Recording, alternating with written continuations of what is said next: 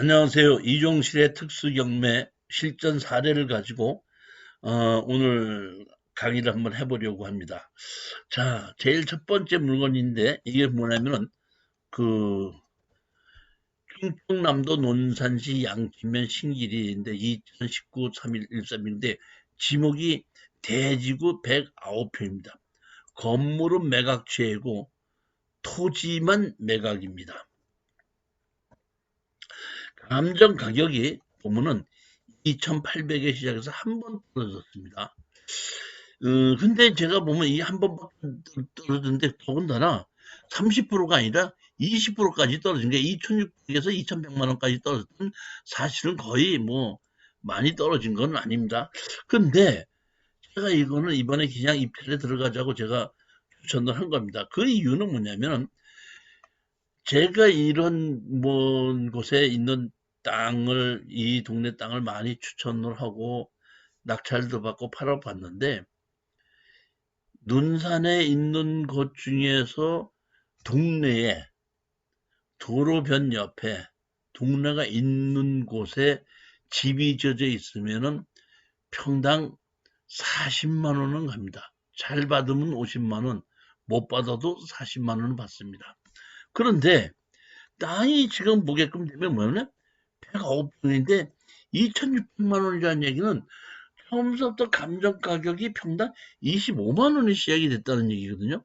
그러면 25만 원에 시작이 됐기 때문에 제가 판단하기에는 40만 원만 간다 그래도 4천만 원의 감정이 넘어가야 되는데 지금 2,100만 원까지 떨어졌다는 얘기는 거의 지금 반 가격이 떨어졌기 때문에 여기 한번 떨어진 거에 관계하지 말고 입찰에 들어가야 되겠다고 싶어서 추천한 겁니다. 제가 이걸 추천하기 전에 현장을 갔었습니다. 갔었는데 가기 전에 제일 먼저 보면 이게 이제 그 건축물 관리대장이 있느냐 없느냐가 제일 중요한데 건축물 관리대장은 없더라고요. 그러니까 무허가 건물이라는 겁니다. 그런데 여기에 보시게끔 되면 자 보십시오. 이게 감정평가사가 조사해서 오는 건데 채무자 겸 소유자 소유로 조사되는 제시의 건물 한동 이렇게 있습니다.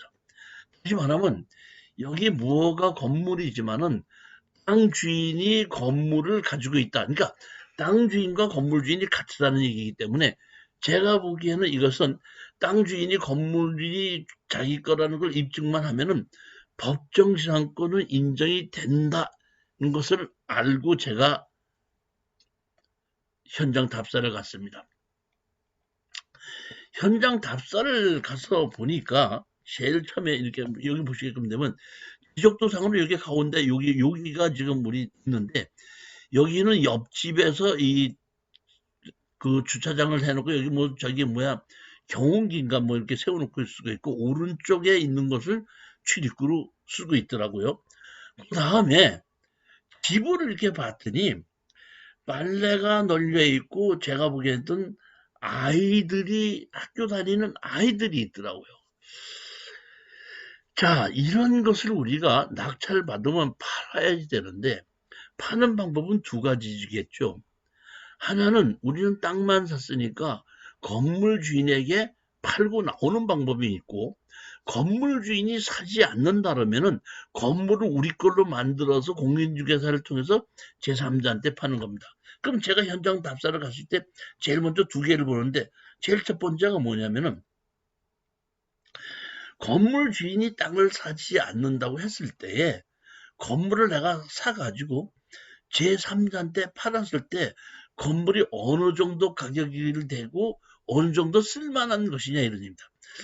사실상 보게끔 되면은 시골에 있는 곳은 건물값은 거의 치지 않고 땅값만 치게끔 되는데 건물을 허물어야 될 거라 그러면은 땅값이 더 허무는 값 때문에 땅값이 내려가는 거고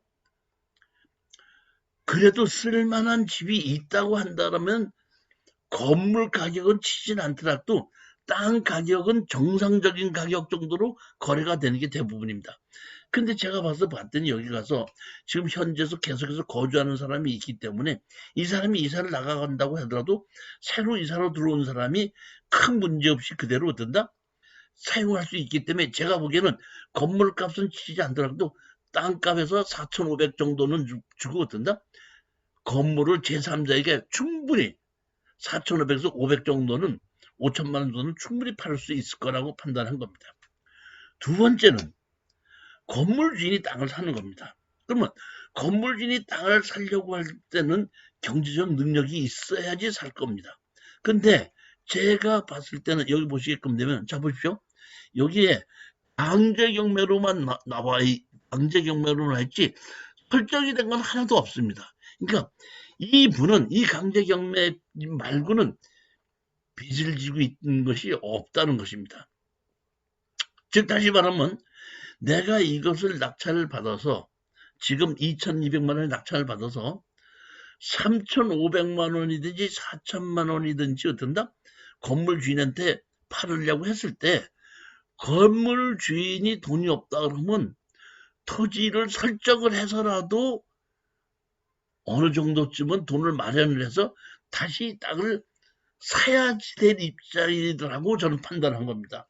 왜냐하면은 제가 오랫동안 봤을 때에 학교 다니는 아이들이 있는 사람들은 웬만해서는 이사를 가지 않습니다. 혼자 살고 있을 때는 아휴 난 모르겠다 이사 간다 이렇게 되는데 아이들까지 같이 있는 사람들은 또 부부가 같이 사는 사람들은 생활 환경을 다른 데로 바꾸면 아이들 학교까지 다 옮겨야 되기 때문에 웬만만 하면은 그 자리에서 어떤다? 옮겨가지 않기를 원한다는 것을 많은 사람들이 그렇게 했기 때문에 이것도 제가 보기에는 거의 건물 주인이 땅을 살 것이다 이렇게 판단을 하고 제가 우리 수강생에게 강의 시간에 추천해서 우리 수강생이 낙찰을 받은 겁니다. 낙찰을 받았으니까 이제 잔금을 내고 현장을 갔죠. 가서 낙찰 받은 사람입니다. 땅을 낙찰 받은 사람입니다. 어떻게 하면 좋겠습니까? 그랬더니 그냥 한숨을 꺾으시면서 글쎄 어떻게 해야 되는지 모르겠다. 뭐 방법이 없습니다. 이런 것에 경험도 없고 방법이 없습니다. 이렇게 얘기를 하길래 그럼 좋습니다. 할 수 없이 제가 압력을 줄 수밖에 없죠. 보면 소장을 냈죠. 건물 철거하고 나가라. 건물 철거하고 나갈 때까지 치료를 내라. 이렇게 했더니 거기 답변이 왔습니다. 보면은 자기는 건물 주인과 땅 주인이 같기 때문에 법정상권이 있다. 그건 좋다. 그러면 법정상권이 있다 그러면은 네가 건물 주인이라는 것을 뭐야? 입증을 해라. 했는데 거기에 대한 건물 주인이라는 걸 입증을 하지 못하고 답변서를 제출하지 않으니까 판사님이 그냥 날짜를 잡아서 어떤다? 재판장이 나오라고 해서 나갔습니다. 원고 누구 왔냐, 피고 누구 왔느냐 이렇게 보고 이런 재판하지 않고 이거는 대부분 이런 경우에 그 자리에서 그냥 물어봅니다. 몇 월 며칠 날 조정을 임하는데 괜찮겠습니까? 원고 예. 피고 몇 월 며칠 날 조정하는데 괜찮겠습니까? 예. 그럼 몇 월 며칠 날 조정을 할 테니까 그때 다시 오십시오. 이렇게 하고 그냥 간단하게 나왔습니다. 나오니까 거기에 그 재판장이 왔던 분이 두 분이 왔더라고요. 어떤 분이 왔나 봤더니 이 옆에 이 건물 주인이 왔어요. 건물 주인이 바깥에서 하는 얘기가 여기에 이게 이쪽 땅도 자기 본인 땅인데 여기 도로를 이렇게 지금 쓰고 있으니까 이 도로를 잘라서 줄 테니까 여기서 이만큼은 잘라서 자기를 달라. 자기가 지금 여기 주차장과 이렇게 같이 쓴다. 이렇게 가운데를 놨으면 자기가 떨어졌으면 너무 불편하다. 이 얘기를 이제 하려고 같이 나왔더라고요. 그래서 얘기했죠. 알았습니다. 여기 이분하고 얘기만 잘 돼갖고 결론이 나면은 우리가 이쪽으로 지금 땅을 분할해서 옮겨주는 것에는 협조를 하겠습니다 했더니 잘 부탁드립니다 하고 그분은 이제 가셨고, 이분은 이제 조정할 때 좀 봅시다 그러면서, 그러면 내가 건물을 땅을 다시 사야 되겠는데 얼마에 파시겠습니까? 이렇게 그날은 이제 나와서 그 얘기가 되니까 자기가 여러모로 생각해 봤는데 다시 땅을 사지 않고서는 안 되겠으니까 그렇게 얘기를 하더라고요. 그래서 내가 이 땅이 한 4, 50만 원 가는데 40만 원씩 쳐서 110평이니까 4,400만 원 정도쯤 되는데 조금 깎아서 한 4천만 원만 주신다 그러면은 팔도록 하겠습니다. 이제 이렇게 얘기를 했더니 그때부터 저한테다가 얘기하는 게 여기 이 동네 땅값 그렇게 안 갑니다. 그건 안 갑니다. 그건 저 위쪽 얘기죠. 여기는 그렇게 안 갑니다. 안 갑니다. 그렇게 하길래 내가 예, 알았습니다. 하여튼 뭐 그런 정도만 준다면 뭐 팔도록 하겠습니다. 이제 그리고 이제 같이 우리 낙찰받은 수강생하고 이제 같이 오면서 제가 4천만 원까지 얘기를 했으니까 아마 조정하는 데에 깎아달라 그러면 한 500만 원 정도 깎아줘서 한 3,500 정도만 받고 그냥 넘겨주십시오. 그럼 한 2,200 정도 주고 우리가 샀으니까 이런 경비 빼고도 한 1,000만 원 정도쯤은 있으니까 하십시오. 이제 그랬더니 예, 알았습니다. 했는데 이제 나중에 와서 봤더니